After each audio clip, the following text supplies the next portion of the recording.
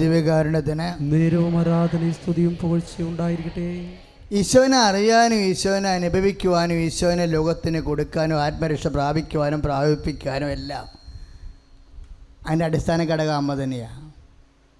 അതാണ് നമ്മൾ അതാണ് അമ്മയെ അറിയേണ്ടവർ ആദ്യം അറിയേണ്ടത് ആരാ? അമ്മേനെ അറിയേണ്ടത്. പിശാചിൻ്റെ മേൽ പോലും അധികാരം കൊടുത്താണ് ദൈവം സൃഷ്ടിക്കുന്നത്. അപ്പോൾ നിങ്ങൾ ഓർക്കണം, നിൻ്റെ ജീവിതത്തിൽ വരുന്ന എല്ലാ പ്രതിസന്ധികളുടെ മേലും അമ്മയ്ക്ക് ദൈവം അധികാരം കൊടുത്തിട്ടുണ്ട്. Praise the Lord. അതുകൊണ്ടാണ് പ്രിൻസിപ്പൾ വിളിച്ച് പറയണത്, ചെല്ലുമ്പോൾ തന്നെ സമയമാകുമ്പോൾ സർട്ടിഫിക്കറ്റ് 5 പൈസ വാങ്ങിക്കാതെ കൊടുക്കും. ഇത് തന്നെയാണ് എല്ലാ സാക്ഷ്യങ്ങളുടെയൊക്കെ നേച്ചർ. പക്ഷേ എനിക്കെപ്പോഴും ആശങ്കയുണ്ടെന്ന് പറഞ്ഞാൽ എൻ്റെ മക്കൾ സത്യസന്ധമായിട്ട് ആരെങ്കിലും പറഞ്ഞിട്ടായിരിക്കും ചിലപ്പോൾ നിങ്ങൾ ഉടമ്പടി എടുക്കണത്. അപ്പോൾ ഉടമ്പടി എടുത്തു കഴിഞ്ഞാൽ പിന്നെ നിങ്ങളുടെ അക്കൗണ്ടിലായിരിക്കണം ഉടമ്പടി കൈകാര്യം ചെയ്യേണ്ടത്. ഇപ്പോൾ ചിലർ സന്ധ്യയാകുമ്പോൾ അല്ലെങ്കിൽ അമ്മ പറയണ്ടേ, ഇടി ഉടമ്പടി എടുത്തില്ലേ, പ്രാർത്ഥിക്കണ്ടില്ലേ, ആ പെണ്ണിൻ്റെ കാര്യത്തിൽ തീരുമാനമാകും. അപ്പം തന്നെ തീരുമാനമാകും. പോത്തുപോലെ കിടന്ന് ഉറങ്ങണേ, വെയിൽ കൊള്ളണേ, വെയിലായി അടിച്ചല്ലേ, സൂര്യൻ ഉദിച്ചല്ല, പ്രത്യക്ഷിക്കുന്ന പ്രാർത്ഥന ചെല്ലണ്ടേ എന്ന് ചോദിച്ചാൽ ആ ഉടമ്പടി ക്യാൻസലാണ്. പ്രാക്ടിക്കലായിട്ട് പറഞ്ഞാൽ അങ്ങനെ ചോദിക്കാൻ പാടില്ല. എന്താ കാര്യം? ആരെങ്കിലും പറഞ്ഞിട്ട് നമ്മളെ പ്രാർത്ഥിപ്പിക്കാനാണ് ഉടമ്പടി എടുത്തിട്ടുണ്ടെങ്കിൽ ആ ഉടമ്പടി ക്യാൻസലാകും. കാര്യം ഇത് നിങ്ങളെ തീക്കൊള്ളി കൊണ്ട് ചുമ്മാ തലച്ചോർക്കരുത്, പഴയ പുഴങ്കളിയും കൊണ്ട് നടക്കരുത്, അതൊക്കെ പണി കിട്ടാൻ സാധ്യതയുണ്ട്. നീ ഉടമ്പടി എടുത്തു പോയാൽ കർത്താവിനോട് ഇപ്പം തന്നെ, ഇനി അങ്ങനെ സംഭവിച്ചിട്ടുണ്ടെങ്കിൽ നീ ഇപ്പം തന്നെ സോറി പറയണം. കർത്താവ് അത്രയും ഓർത്തില്ല, എന്നോട് ക്ഷമിക്കണം, ഇനി ഞാൻ കറക്റ്റായിട്ട് ചെയ്തോളാം എന്ന് പറഞ്ഞ് കർത്താവ് ദൈവമേ ഉടമ്പടിയിലെ അവശത കൊണ്ട് അലംഭാവം കാണിച്ചിട്ടുണ്ടെങ്കിൽ കർത്താവെ ക്ഷമിക്കണമേ, ഞാനത് ക്രമീകരിച്ചു കൊള്ളാം. ഞങ്ങളുടെ അടുത്ത ഉടമ്പടിയിൽ കർത്താവെ അതിന്റെ നിബന്ധനകൾ ഉറച്ചു നിന്നുകൊണ്ട് മുന്നോട്ട് പോകാനുള്ള ശക്തി കൃപ ഞങ്ങൾക്ക് നൽകണമേ കർത്താവെ. ഇന്ന് സ്തുതിക്കുന്നു കർത്താവെ. Hallelujah hallelujah hallelujah hallelujah hallelujah hallelujah. Ave Maria, Ave Ave Ave Maria. Ultimate promise, അതാണ് നമ്മുടെ സബ്ജക്റ്റ്. ആത്യന്തിക വാഗ്ദാനം. എന്താണ് ഉടമ്പടിയുടെ ആത്യന്തിക വാഗ്ദാനം? അത് പുറപ്പാടിന്റെ പുസ്തകം 33:14 കർത്താവ് പറഞ്ഞു ഞാൻ തന്നെ നിന്നോട് കൂടെ വരികയും നിനക്ക് ആശ്വാസം നൽകുകയും ചെയ്യും. ചുമ്മാ വരണല്ലേ, എന്തിനാ വരണത്? സാന്ത്വനപ്പെടുത്താൻ വരിക. അതാണ് കൃപാസനത്തിൻ്റെ ധ്യാനത്തിൻ്റെ പേരെന്നാ? സാന്ത്വനാഭിഷേകം. ഉടമ്പടി ധ്യാനം എന്നാ എൻ്റെ അർത്ഥം. അത് ഈ വചനം അനുസരിച്ച് ചെയ്തിരിക്കണതാ. ഞാൻ തന്നെ നിന്നോടുകൂടെ വരികയും നിന്നെ സാന്ത്വനപ്പെടുത്തുകയും ചെയ്യും, ആശ്വാസപ്പെടുത്തുകയും ചെയ്യും. അപ്പം ദൈവത്തിൻ്റെ എന്തിനാണ് ഈ ആശ്വാസം? ഈശോ ഇപ്പം നമ്മൾ പുറപ്പാടിൻ്റെ പുസ്തകത്തിലെ 33-ാം അധ്യായം 14-ാമത്തെ തിരുവചനമാണ് നമ്മൾ വായിച്ചു കേട്ടത്. ഈ ആശ്വാസം ദൈവം അവസാനം വരെ തുടരുന്നുണ്ട്. ഈശോ പറയുമ്പോഴെന്താണ്? അധ്വാനിക്കുന്നവനെ ഭാരം വഹിക്കുന്നവനെ എൻ്റെ ഇടയ്ക്ക് വരിക. അപ്പോൾ 11 മത്തായിയുടെ സുവിശേഷം 11:28. അതായത് ഞാൻ എപ്പോഴും ഓർക്കുകയെ, ബൈബിളിലെ ദൈവം 4000 കൊല്ലം മുമ്പ് പറഞ്ഞ കാര്യം തന്നെയായിരിക്കും, അതിനോട് കണക്റ്റഡ് ആയിട്ടുള്ള വാക്കുകളായിരിക്കും നിത്യത വരെ. പരിശുദ്ധാത്മാവാണല്ലോ ഇതെല്ലാം ക്രമീകരിച്ച് ക്രോഡീകരിക്കണത്. അപ്പോൾ പരിശുദ്ധാത്മാവ് കൺകറൻറ്റ് ചെയ്ത് മാത്രമേ, അങ്ങോട്ടും ഇങ്ങോട്ടും ടിൻ ചെയ്ത് മാത്രമേ എഴുതത്തുള്ളൂ. അതുകൊണ്ട് ബൈബിൾ പഠിക്കാൻ ഭയങ്കര രസമാണ്. പക്ഷേ പരിശുദ്ധാത്മാവിനൊക്കെ ഇന്ന് പഠിക്കണമെന്നേ ഉള്ളൂ. നമ്മൾ ബൈബിൾ വായിക്കല്ലേ നിങ്ങളെപ്പോഴേ? അരമണിക്കൂർ വായിക്കത്തില്ലേ? ഇപ്പം എങ്ങനെ ചെയ്യണേ? 3 മിനിറ്റ് ആദ്യം വായിച്ചിട്ട് 30 ടേംസ് എടുക്കും അല്ലേ? 30 വചനങ്ങൾ എടുത്തിട്ട് പിന്നെ 5 മിനിറ്റ് കഴിയുമ്പോൾ അല്ലെങ്കിൽ വൈകുന്നേരം വായിക്കും. സമയം എപ്പോഴാണ് കിട്ടണത്? ചുമ്മാ വായിച്ച് പോകരുതേ. ഒരു 30 വാക്ക് എടുക്കുക. എന്നാൽ 30 വാക്ക് തന്നെ ഇരിക്കണം. ആ ദിവസം മൊത്തം ആവർത്തിച്ച് വായിക്കണം, പ്രാർത്ഥിച്ച് വായിക്കണം. കാര്യം എഴുതിയ ആളെ ഓർത്ത് വേണം വായിക്കാൻ. എഴുതിയ ആരാ? പരിശുദ്ധാത്മാവാണ് എഴുതിയത്. അപ്പോസ്തലന്മാർക്ക് ചോക്കല്ലേ?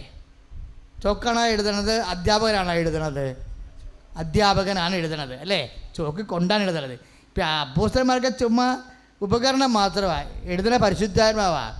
പരിശുദ്ധാത്മാവ് എഴുതുമ്പോൾ 4000 കൊല്ലം മുമ്പ് മോസസിലൂടെ പറഞ്ഞിരിക്കുന്ന കാര്യങ്ങൾ പരിശുദ്ധാത്മാവിന് അറിയാം. പിന്നെ പത്രോസിലൂടെ പറയുമ്പോൾ മോസസിനോട് പറഞ്ഞ കാര്യങ്ങളോട് കൺകറ ചെയ്ത് ട്രിം ചെയ്ത വാക്കുകൾ മാത്രമേ പരിശുദ്ധാത്മാവ് പറയത്തുള്ളൂ. അതുകൊണ്ട് വചനം വായിക്കുമ്പോൾ പരിശുദ്ധാത്മാവിൽ നിറയാൻ വേണ്ടി പ്രാർത്ഥിക്കണം.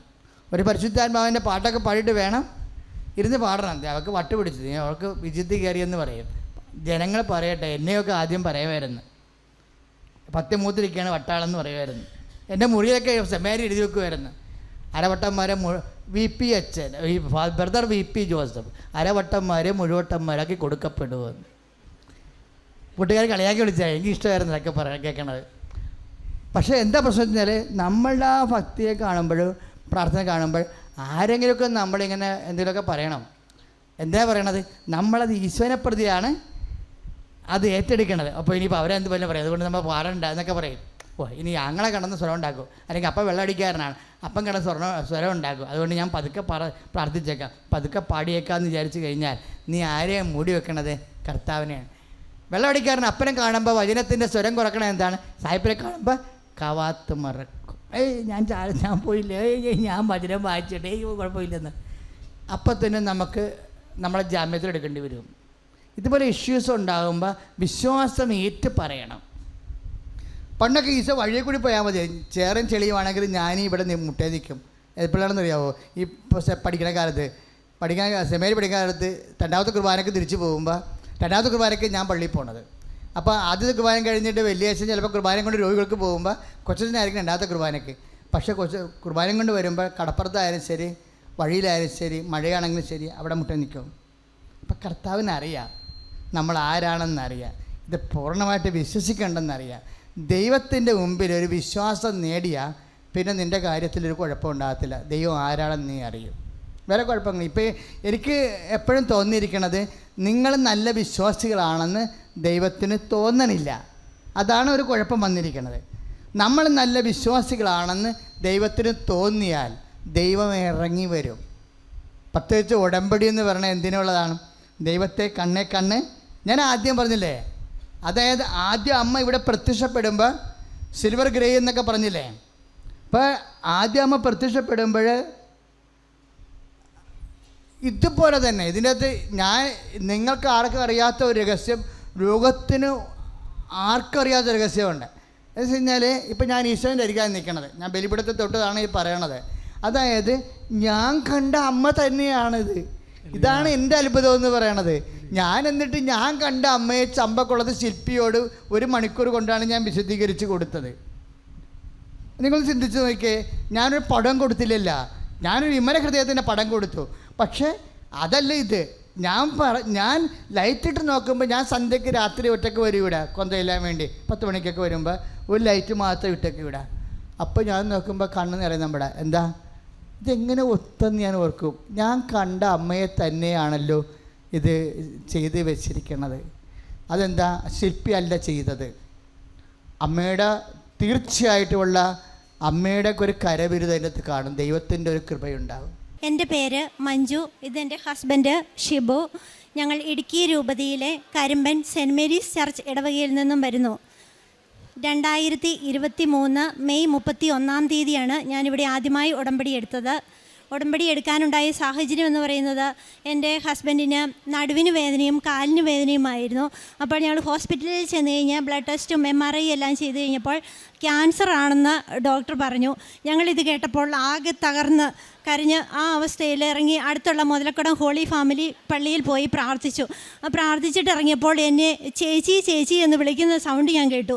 പക്ഷേ ഞാൻ തിരിഞ്ഞു നോക്കിയില്ല. ആ സമയത്ത് എനിക്കതിനുള്ള മാനസികാവസ്ഥയൊന്നും ആയിരുന്നില്ല. കരഞ്ഞുകൊണ്ട് ഞാനിങ്ങനെ പോയപ്പോൾ വീണ്ടും ഞാൻ 3ാമത് കേൾക്കുവാണ് എൻ്റെ പേര് വിളിച്ച മഞ്ജു ചേച്ചി എന്ന് തന്നെ ഞാൻ കേട്ടു. അപ്പോൾ എൻ്റെ പേര് ആരാ ഇവിടെ വരുന്ന് വിളിക്കുന്നത്, എന്നെ ഇത്രമാത്രം അറിയുന്നത് ആരാ എന്ന് വിചാരിച്ച് ഞാൻ തിരിഞ്ഞു നോക്കിയപ്പോൾ ഒരു സഹോദരി കൃപാസനം പത്രവുമായി എൻ്റെ മുന്നിലേക്ക് വന്നു. എന്നിട്ട് എന്നോട് ചോദിച്ചു, എന്താണ് കരയുന്നത്? എന്താണ് പ്രശ്നമെന്ന് ചോദിച്ചപ്പോൾ ഞാൻ പറഞ്ഞു, ഞങ്ങളിപ്പോൾ ഹോസ്പിറ്റലിൽ നിന്നും വരുന്നതാണ്, ഇങ്ങനെ ഡോക്ടർ പറഞ്ഞു ഇത് ഹസ്ബൻഡിന് ക്യാൻസറാണ് എന്ന് കണ്ടുപിടിച്ചു എന്ന് പറഞ്ഞു. അപ്പോൾ ആ സഹോദരി എൻ്റെ കണ്ണുനീര് തുടച്ചു തന്നിട്ട് എന്നോട് പറഞ്ഞു, നിങ്ങൾ ക്രിസ്ത്യനല്ലേ, ഞാനൊരു ഹിന്ദുവാണ്, എന്നെക്കാളും വിശ്വാസം നിങ്ങൾക്കില്ലേ എന്ന് പറഞ്ഞ് എൻ്റെ കയ്യിലേക്ക് ആ സഹോദരി ഉടമ്പടി തൈലം തന്നിട്ട് ഇത് കൊണ്ടുപോയി ഹസ്ബൻഡിൻ്റെ നെറ്റിയിൽ കുരിശ് വരച്ച് കൊടുക്കാൻ പറഞ്ഞു. അതുകൊണ്ട് വിശ്വാസ പ്രമാണം ചൊല്ലി പ്രാർത്ഥിക്കൂ, നിങ്ങൾ അമ്മയുടെ അടുത്ത് പോയി ഉടമ്പടി എടുക്ക്, നിങ്ങൾ അമ്മ സുഖപ്പെടുത്തുമെന്ന് പറഞ്ഞു. അപ്പോൾ എനിക്ക് ഈ കൃപാസനം എന്ന് ഞാൻ കേട്ടിട്ടുണ്ടെങ്കിലും കാര്യം പത്രമൊക്കെ വായിക്കുമെന്നാലും എനിക്ക് വലിയ വിശ്വാസമൊന്നുമില്ലായിരുന്നു. മാതാവെല്ലാം ഒന്നാണ് എന്ന് പറഞ്ഞ് നടന്നൊരു വ്യക്തിയാണ് ഞാൻ. അപ്പോൾ ഞാൻ ഓർത്തു, കൃപാസനം മാതാവിൻ്റെ ശക്തമായ ഇടപെടൽ എൻ്റെ ജീവിതത്തിലുണ്ടല്ലോ, അല്ലെങ്കിൽ ഞാൻ എൻ്റെ പേര് വിളിക്കുന്നത് കേൾക്കില്ലല്ലോ എന്നോർത്ത് ഞാൻ ഇവിടെ വന്നു. ഞാനും ഹസ്ബൻഡ്, എൻ്റെ 2 കുട്ടികളുണ്ട്, ഞങ്ങൾ കുട്ടികളും എൻ്റെ പപ്പയും മമ്മിയായിട്ട് ഞങ്ങൾ കുടുംബത്തോടെ ഇവിടെ വന്നു ഉടമ്പടി എടുത്തിട്ട് അച്ഛനെ കണ്ട് പ്രാർത്ഥിക്കണമെന്നുണ്ടായിരുന്നു. പക്ഷേ എനിക്ക് ടോക്കൺ എടുക്കണമെന്ന് അറിയില്ലായിരുന്നതുകൊണ്ട് അന്ന് അച്ഛനെ കാണാൻ പറ്റിയില്ല. അതുകൊണ്ട് ഇവിടുന്ന് ബ്രദറിനെ കണ്ടപ്പോൾ ബ്രദർ പറഞ്ഞു, ഇനി ഒരു ദിവസം വന്നാൽ മതി, അച്ഛനെ കാണിച്ച് പ്രാർത്ഥിപ്പിക്കാം എന്ന് പറഞ്ഞു. ഞങ്ങൾ അതിനുശേഷം RCCയിൽ ട്രീറ്റ്മെൻറ്റിനായി പോയി. അവിടുന്ന് കീമോ സ്റ്റാർട്ട് ചെയ്തു. ഞങ്ങൾക്ക് കീമോ സ്റ്റാർട്ട് ചെയ്തതിൻ്റെ ബ്ലഡ് ടെസ്റ്റ് ഉണ്ടായിരുന്നു. അപ്പോൾ ആ ടെസ്റ്റിൻ്റെ റിസൾട്ട് വരാൻ താമസം ഉണ്ടായിരുന്നുകൊണ്ട് ഞങ്ങൾ വീണ്ടും ഇവിടെ വന്ന് ഉടമ്പടി അച്ഛനെ കണ്ട് അച്ഛൻ ഞങ്ങളെ കൈവയ്പ്പ് വഴി തലയിൽ പിടിച്ച് പ്രാർത്ഥിക്കുകയും ഞങ്ങളുടെ ഡോക്യുമെൻ്റ് മാതാവിൻ്റെയും ഈശോയുടെയും രൂപത്തിൽ തൊട്ട് പ്രാർത്ഥിക്കുകയും ഞങ്ങളുടെ തലയിൽ സൈത്ത് പൂശി പ്രാർത്ഥിക്കുകയൊക്കെ ചെയ്തു. അങ്ങനെ അന്ന് ഞാൻ ഇവിടെ മുട്ടിൽ നിന്ന് മാതാവിൻ്റെ മുമ്പിൽ ഒരുപാട് കരഞ്ഞു. കാരണം എനിക്കതുവരെ എൻ്റെ വിഷമം എന്ന് പറയുന്നത് എങ്ങനെ ജീവിക്കുമെന്നാണ്. അത് കഴിഞ്ഞിട്ട് ഞാനിവിടെ പ്രാർത്ഥിച്ചിട്ട് ഇവിടുന്ന് തിരികെ പോകുമ്പോൾ എൻ്റെ മനസ്സിന് ഭയങ്കര ധൈര്യം വന്നു. എനിക്കൊരു സങ്കടവും ഇല്ലായിരുന്നു. മാതാവ് സുഖപ്പെടുത്തുമെന്നുള്ള പ്രതീക്ഷയോടുകൂടി തന്നെ ഞങ്ങളുടെ ട്രീറ്റ്മെൻറ്റ് ആരംഭിച്ചു. അത്ഭുതം എന്ന് പറയട്ടെ, ഒറ്റ കോഴ്സ് മരുന്നുകൊണ്ട് തന്നെ 6 മാസം കൊണ്ട് വീണ്ടും ടെസ്റ്റ് ചെയ്തപ്പോൾ ക്യാൻസർ പൂർണ്ണമായും സുഖപ്പെട്ടിരുന്നു. അത് കഴിഞ്ഞ് ഞങ്ങൾ ട്രാൻസ്പ്ലാന്റ് വേണമായിരുന്നു, ബോൺമാരോ ട്രാൻസ്പ്ലാന്റ്, മജ്ജയിലായിരുന്നു ക്യാൻസർ. അന്ന് ഞങ്ങൾ അഡ്മിറ്റ് ആയപ്പോൾ അവിടെ ട്രാൻസ്പ്ലാന്റിന് വേണ്ടിയിട്ട് അപേക്ഷിച്ചിരുന്നു. പക്ഷേ 3 വർഷം കഴിഞ്ഞ് ഞങ്ങൾക്ക് അതിൻ്റെ ഡേറ്റ് കിട്ടുകയുള്ളായിരുന്നു. ഞങ്ങൾ വെയിറ്റിംഗ് ലിസ്റ്റിലായിരുന്നു. പക്ഷേ ഈ അസുഖം മാറിക്കഴിഞ്ഞാൽ എത്രയും പെട്ടെന്ന് ട്രാൻസ്പ്ലാന്റ് നടത്തിയില്ലെങ്കിൽ ഇത് വീണ്ടും തിരിച്ചു വരാനുള്ള സാധ്യതയുണ്ട്.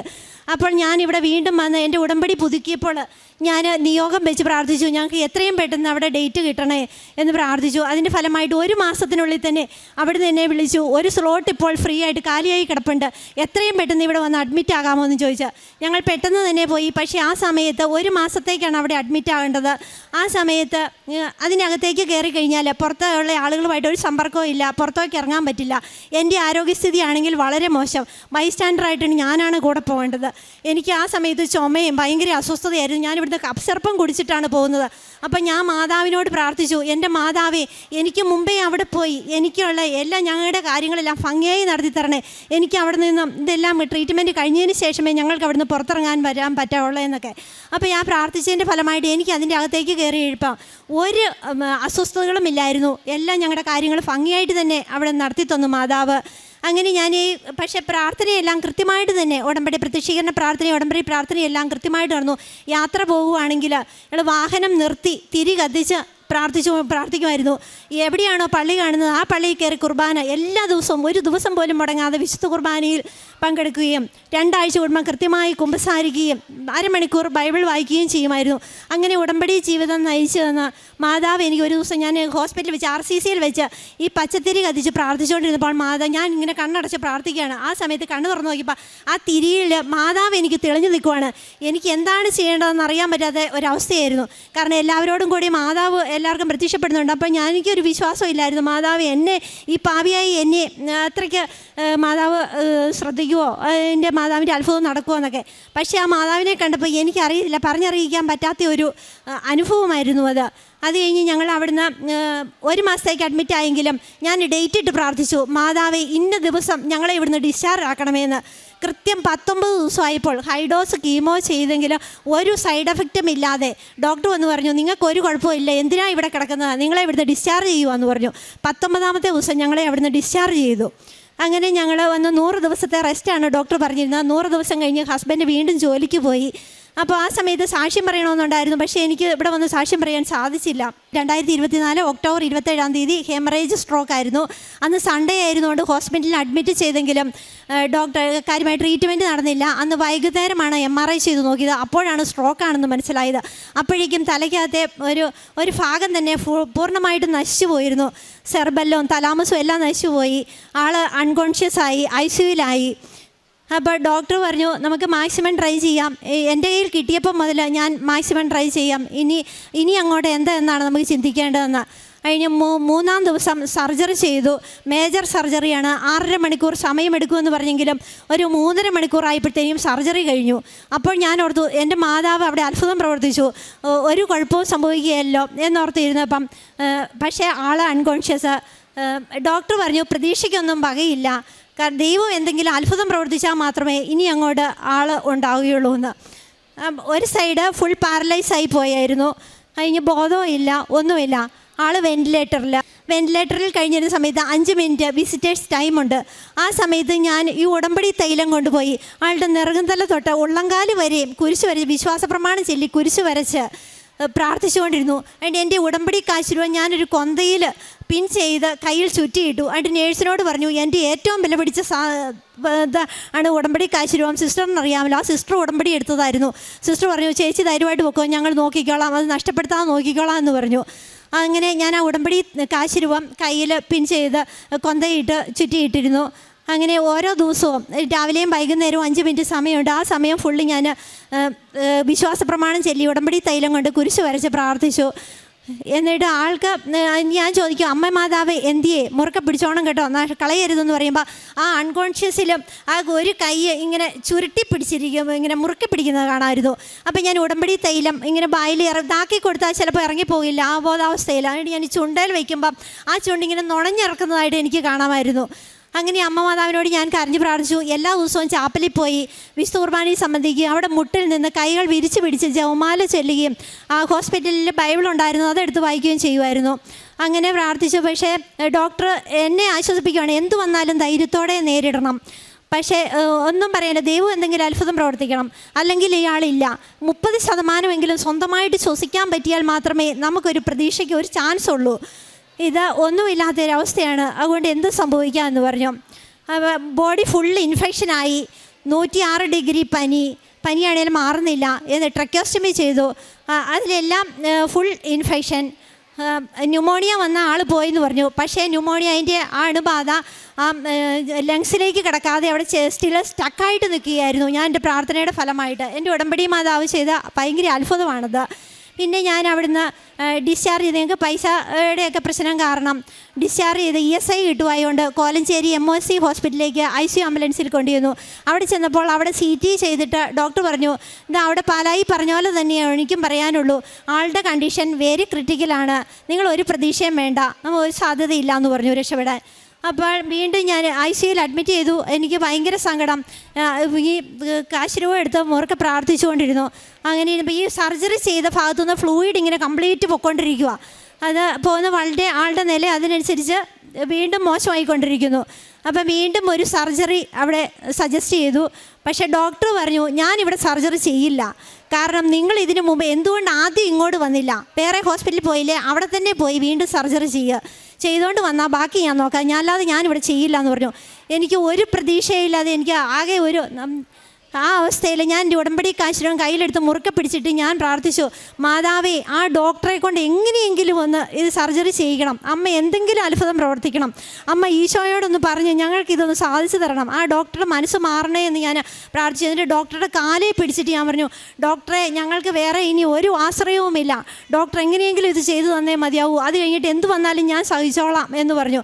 എന്നിട്ട് ഡോക്ടർ ആദ്യമൊക്കെ സമ്മതിച്ചില്ല. എന്നിട്ടും പിന്നീട് ഡോക്ടർ പറഞ്ഞു ഇനി എന്തേലും ആട്ടെ ഞാൻ ചെയ്യാം എന്നൊരു വാക്ക് പറഞ്ഞു. അത് കഴിഞ്ഞിട്ട് ഡോക്ടർ സർജറിക്ക് ഒരു ഡേറ്റ് ഫിക്സ് ചെയ്തു. ആ ഫിക്സ് ചെയ്ത ഡേറ്റിൽ അന്ന് സർജറി നടന്നില്ല, കാരണം ESIയുടെ അന്ന് ഫണ്ട് വരാൻ താമസിച്ചു, അതുകൊണ്ട് അന്ന് നടന്നില്ല. അപ്പോൾ ഡോക്ടർ പറഞ്ഞു സർജറി ചെയ്യുമ്പോൾ ഈ ഫ്ലൂയിഡ് ഇങ്ങനെ പൊയ്ക്കൊണ്ടിരിക്കുന്നതുകൊണ്ട് നെറ്റി തുളച്ച് ഒരു ഷണ്ട് ഇടണം, എന്നിട്ടും നിന്നില്ലെങ്കിൽ വയറ്റിലേക്ക് സ്ഥിരമായിട്ടൊരു ഷണ്ട് ഇടേണ്ടി വരുമെന്ന് പറഞ്ഞു. അപ്പോൾ അന്ന് സർജറി നടക്കാതിരുന്നുകൊണ്ട് മാറ്റിവെച്ചു. അതിന് വീണ്ടും ഒരാഴ്ച കഴിഞ്ഞാണ് സർജറിയുടെ ഡേറ്റ് തന്നത്. ആ സർജറി ചെയ്യേണ്ട ഡേറ്റിന് തലേ ദിവസം അമ്മ മാതാവിൻ്റെ അത്ഭുതത്താൽ ശക്തിയാൽ ആ ഫ്ലൂയിഡ് തനിയെ നിന്നു. ഒരു ഷണ്ടിടേണ്ടതും വന്നില്ല. സർജറി സക്സസ് ആയിരുന്നു. ആൾ രക്ഷപ്പെട്ടു. അപ്പം ഞാനിങ്ങനെ ഈ ചൊവ്വാഴ്ച ധ്യാനം കൂടിക്കൊണ്ടിരുന്നപ്പോൾ എനിക്ക് ഈ കരഞ്ഞ് ഇങ്ങനെ ഇരുന്നതുകൊണ്ട് എനിക്ക് ഞാൻ ആ ധ്യാനം കൂടിയ സമയത്ത് ഉറങ്ങിപ്പോയി. ഉറങ്ങിയ മയക്കത്തിൽ എനിക്ക് നല്ല വെളുത്ത ഭയങ്കര മഞ്ഞിനകത്ത് വെളുത്ത കൈകൾ വന്ന ഈ ഓക്സിജൻ ട്യൂബ് ഊരി മാറ്റുന്നതായിട്ട് ഞാൻ കണ്ടു. അങ്ങനെ എന്നിട്ട് വീണ്ടും ഞാൻ ഈ ധ്യാനം കൂടിക്കൊണ്ടിരുന്നു. അപ്പോൾ വീണ്ടും എനിക്ക് ആൾ എഴുന്നേറ്റ് നടക്കുന്നതായിട്ട് എനിക്കൊരു ദർശനം കിട്ടി. അപ്പോൾ ഞാൻ വിശ്വസിച്ച് പ്രാർത്ഥിച്ചു, അമ്മ മാതാവേ അത്ഭുതം പ്രവർത്തിക്കണമെന്ന്.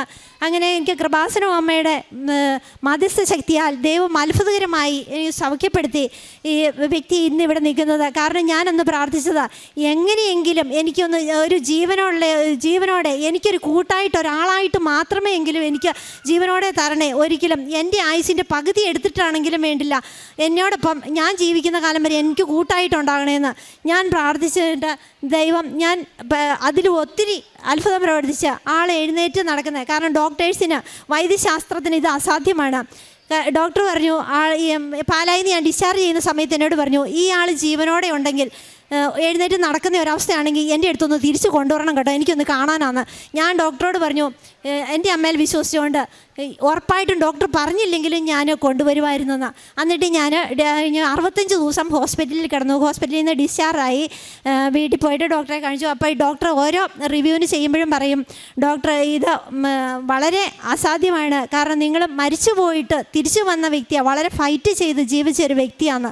മരിച്ചു പോയെടുത്തുന്ന ലാസറിനെ ഉയർപ്പിച്ചതുപോലെ ദൈവം ഉയർപ്പിച്ച ഒരു വ്യക്തിയാണ് നിങ്ങളുടെ മുമ്പിൽ ഈ നിൽക്കുന്നത്. എൻ്റെ അമ്മ മാതാവും ഈശോ അവിടുത്തെ തിരുക്കുമാരനും എൻ്റെ ജീവിതത്തിൽ എനിക്കും എൻ്റെ കുടുംബത്തിനും ചെയ്തു തന്നുള്ള വലിയ അനുഗ്രഹങ്ങൾക്ക് കോടാനുകോടി നന്ദി ഞാൻ പറയുന്നു. ഞാൻ കാരുണ്യ പ്രവൃത്തികളാണെങ്കിൽ രോഗികൾക്ക് ചികിത്സാ സഹായം എന്നെക്കൊണ്ട് കഴിവുന്നുള്ള വിധത്തിൽ ഞാൻ കൊടുക്കുമായിരുന്നു.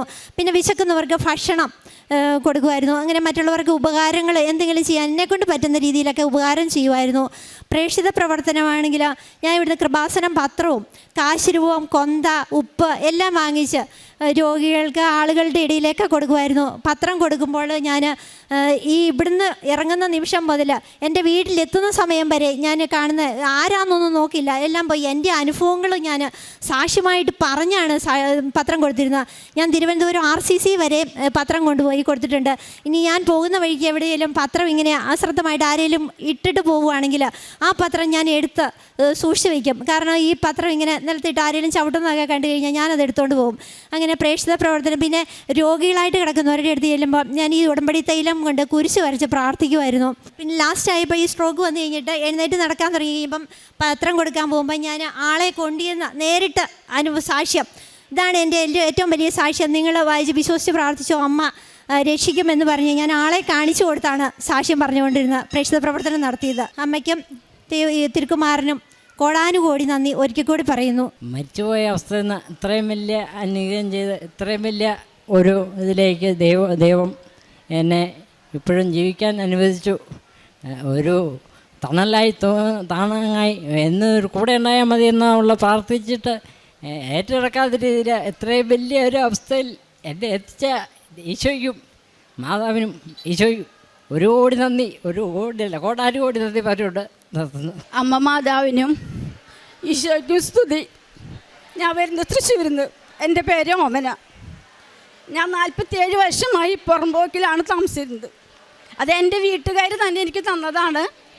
അവരതെല്ലാം വിറ്റ് കഴിഞ്ഞ കാരണം എനിക്ക് സ്ഥലം ശരിയാക്കാൻ അവരാരും തയ്യാറല്ല. എന്തുണ്ടായാലും അവർ തടസ്സം ചെയ്യും. അങ്ങനെ 47 വർഷമായിട്ടും എനിക്ക് പട്ടായും ശരിയാവില്ല. ഏത് അപേക്ഷ പോയാലും 4 ദിവസം കഴിഞ്ഞാൽ തിരിച്ചു വരും. അങ്ങനെ ഇരിക്കച്ചിലാണ് ഞാൻ അമ്മ മാതാവിനെ കുറിച്ച് പള്ളിയിൽ പോയിട്ട് വരുമ്പോൾ ഇതേപോലെ എനിക്കൊരു പത്രം കിട്ടി. ആ പത്രത്തിൽ വായിച്ചു നോക്കിയപ്പോൾ ഈ വിവരങ്ങളൊക്കെ അറിഞ്ഞതിനെ തുടർന്ന് ഞാനിവിടെ വന്ന് കൃപാസനം മാതാവിൻ്റെ അടുത്ത് വന്ന് ഉടമ്പടി എടുത്തു. അപ്പോൾ എൻ്റെ ഒരു വാക്കുണ്ട്, എനിക്ക് തൃശ്ശൂർ വിട്ട് എവിടെയും പോകാനറിയില്ല. അപ്പോൾ എവിടെ വരെ പോകണമെങ്കിലും എനിക്ക് എൻ്റെ ഭർത്താവ് കൂടെ വരണം. അങ്ങോർക്ക് 76 വയസ്സുമായി. പ്രത്യേകിച്ച് ഞാനൊരു ഡോണറാണ്, ഒരു കിഡ്നി ദാനം ചെയ്ത ആളാണ്. അപ്പോൾ എനിക്ക് അങ്ങനെ എല്ലായിടത്തും ഓടി പോകാൻ പറ്റില്ല.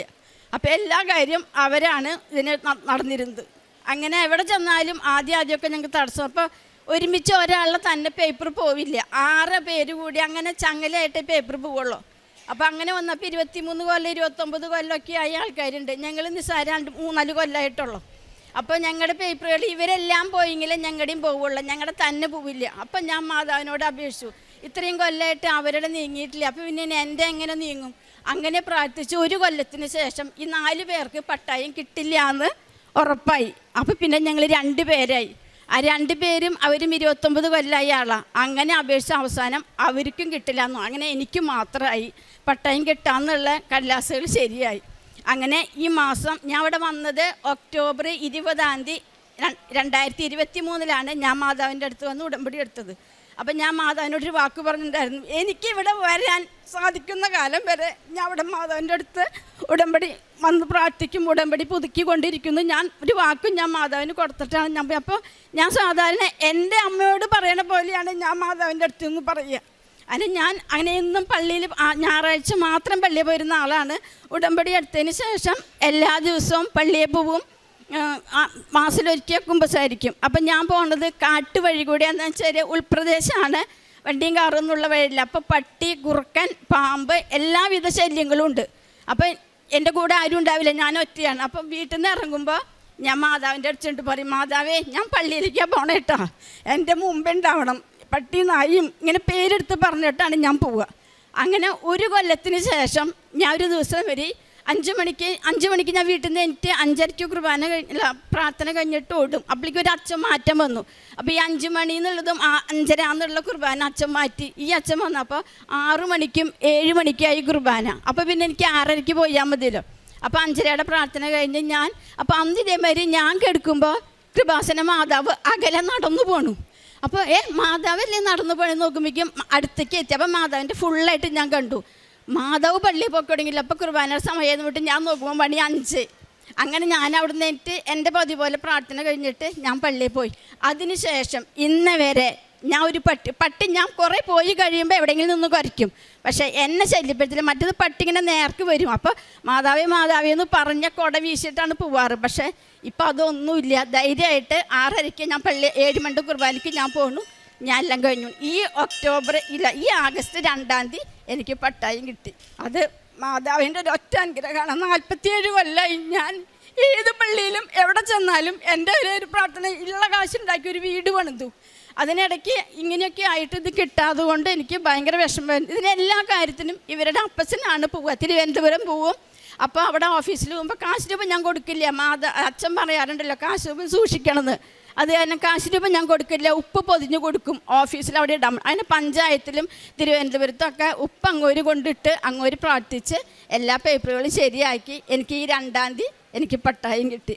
ദൈവത്തിനോട് എനിക്കിതിലും വലിയൊരു നന്ദി പറയാനില്ല. അമ്മ മാതാവിൻ്റെ സ്തുതി. പത്രം ഞാൻ സാധാരണ കൊടുക്കേണ്ടത് എൻ്റെ ഇടവ പള്ളിയിലാണ് ഞാൻ കൊടുക്കുക, അല്ലാണ്ട് വേറെ എവിടെയും കൊടുക്കില്ല. പത്രം ഇടവ പള്ളിയിൽ കൊടുത്ത് ഞാൻ സാക്ഷിയാണെന്ന് പറഞ്ഞിട്ടാണ് പത്രം കൊടുക്കുക. അന്ന് എനിക്ക് ഞാൻ സാക്ഷ്യം പറയാനായിട്ടില്ല, പക്ഷേ എനിക്ക് ഉറപ്പുണ്ട് എൻ്റെ മാതാവ് അത് തരുന്നു. ആ ഒരു വിശ്വാസത്തിൽ ഞാൻ ഒരു സാക്ഷിയൊന്നും പറഞ്ഞ് എല്ലാവർക്കും പത്രം കൊടുക്കും. അങ്ങനെ ആണ്. ഈശോയ്ക്ക് നന്ദി, വാസന മാതാവിന്.